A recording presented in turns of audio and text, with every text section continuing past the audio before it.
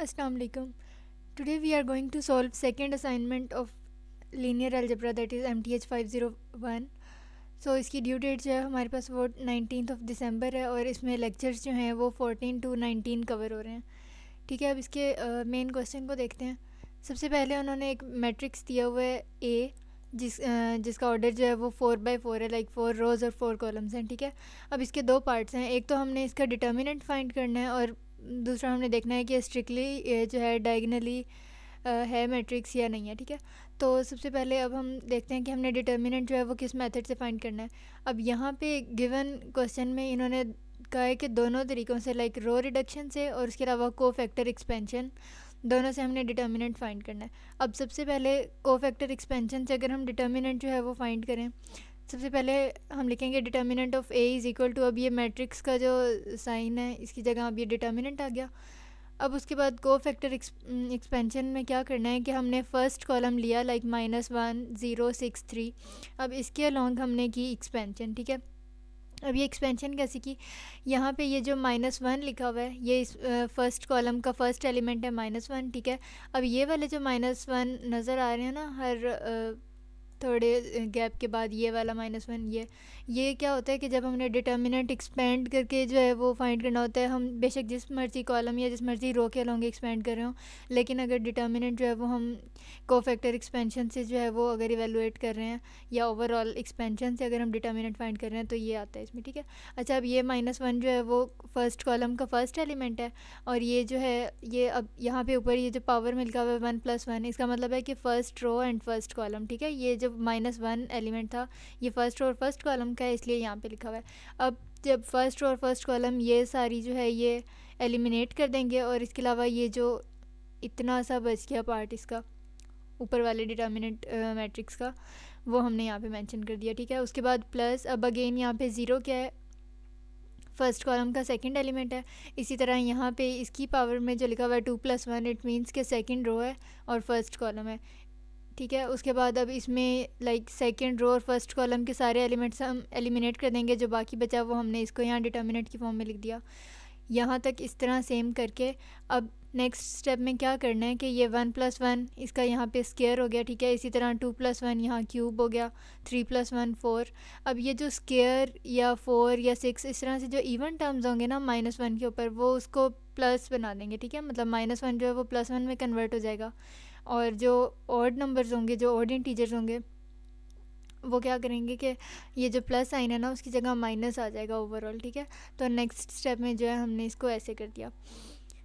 अच्छा, अब ये जो इक्वेशन बनी है हमारे पास, इसमें अब देखें कि ये -1 है, इसी तरह ये -0 + 6 और -3, ये तो हैं हमारे पास, लेकिन ये जो दरमियान में मैट्रिसेस मौजूद हैं डिटर्मिनेंट की फॉर्म में, इनको हमने कैसे इवेलुएट करना है। अब जो हमारे पास ओरिजिनल डिटर्मिनेंट था, ओरिजिनल मैट्रिक्स था, उसका क्या ऑर्डर था 4x4। अब हमने एक्सपेंशन की है, कोफैक्टर एक्सपेंशन, तो इससे 1 स्टेप अहेड हमारे पास अब क्या आ गया, 3x3 का मैट्रिक्स आ गया। ठीक है, तो अब 3x3 डिटर्मिनेंट को हमने कैसे फाइंड करना है।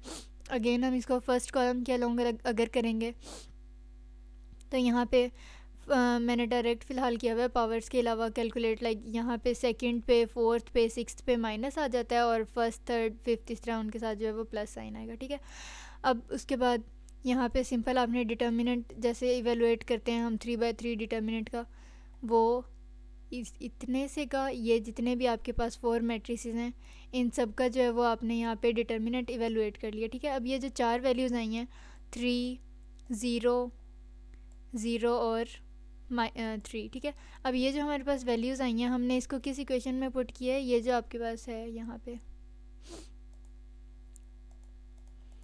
ये जो इक्वेशन है -1 और फिर ये, अब ये जो 3x3 के मैट्रिसेस थे हमने इनके तो डिटर्मिनेंट्स कर लिया ना फाइंड, अब वो हमारे पास जो है वो होल नंबर्स की फॉर्म में आ गए हैं।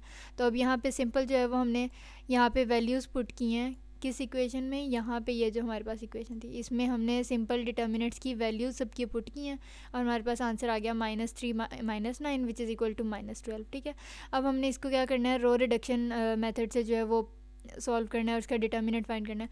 अब रो रिडक्शन में हम कोशिश करते हैं कि जो फर्स्ट रो का फर्स्ट या कोई भी मतलब कोई रो है अगर फर्स्ट रो, तो उसका कोई एक एलिमेंट जो है वो 1 हो जाए और उसके नीचे वाले सारे जो हैं वो ज़ीरोज़ हो जाएं।